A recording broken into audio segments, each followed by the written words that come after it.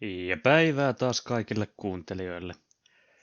Tänään tullaan opettelemaan vähän näiden partikkeleiden käyttöä ja miten me voidaan niillä luoda ympäristöä ja vähän niin kuin säätä näihin meidän malleihin. Eli rakennellaan tähän ensin tällainen kuutio, joka tulee toimimaan sitten hetken päästä meidän huoneena. Ja tänne huoneeseen me tullaan sitten aikanahan laittamaan vähän vesisadetta ja pistetään vielä vähän tuultakin sinne, niin tulee vähän elävämmän näköinen siitä hommasta.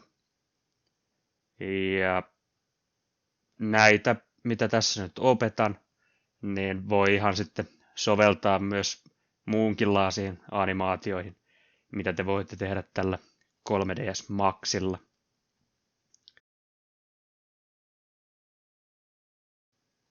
Eli käännettiin tuossa äsken nuo seinät sillä lailla, että me nähdään tuonne sisälle, vaikka siinä onkin oikeasti ne seinät.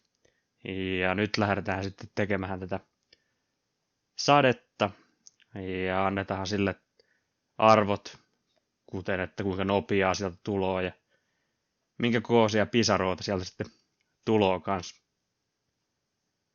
Ja tuohon vähän sitten, että kuinka nopeaa ne sitten tulee sieltä. Voitte ihan kokeilla kanssa näillä arvoilla, ei tarvitse käyttää juuri samoja. Niin opitte vähän sitten sillä lailla tekemälläkin. Pistetään tänne suurin piirtein keskelle tämä ja annetaan tällainen taivaansininen väri sille sateelle.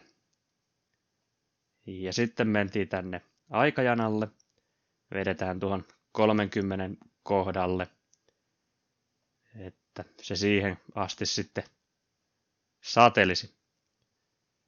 Sitten lisätään tuuli, ja se pitää vielä kääntää oikein päin ja linkittää sitten tuohon meidän sateeseen.